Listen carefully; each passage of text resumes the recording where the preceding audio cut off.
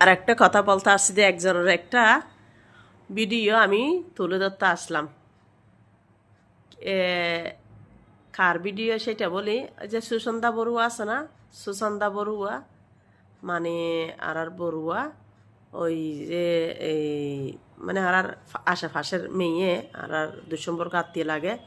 ওই মেয়েটা মানে জামির জীবনে কোথাও বিয়ে হয়েছে, তো ওখান থেকে মানে এরকম করে হাত দিছে সুসন্দা বড়ুয়া, সেটা আর কি। আবার বলবেন যে কত সুসন্দা বড়ুয়া আছে।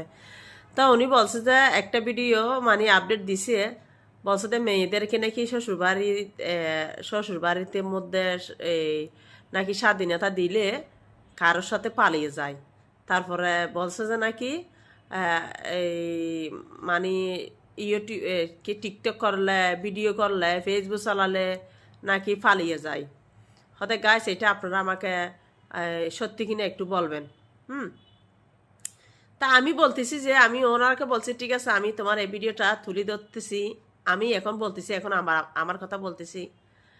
তো একটুখানি আমার কথা বলি। তা আমি যে আমাকে মানে বলবো না কতটুকু যে বিয়ে হয়েছে, যারা জানে তারাই জানে।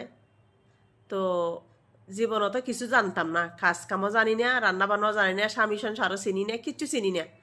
তো ওই অবস্থায় আমার বিয়ে হয়েছে। তা আমি কি অপরাধ করছিলাম?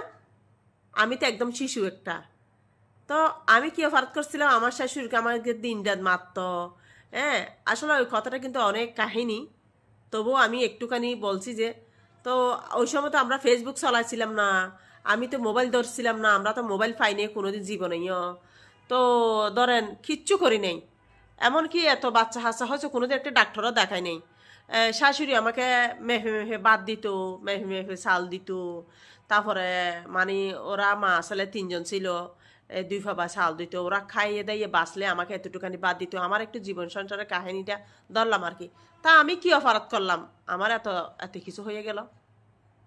আমি সংক্ষেপে একটু করে বলছি, যারা আমাকে চিনে চিনে, ওরা ওরা যারা চিনি তারা তো চিনেই, যারা ন চিনে ইতারার মানি এই হতাগান জানা দিদ্দি।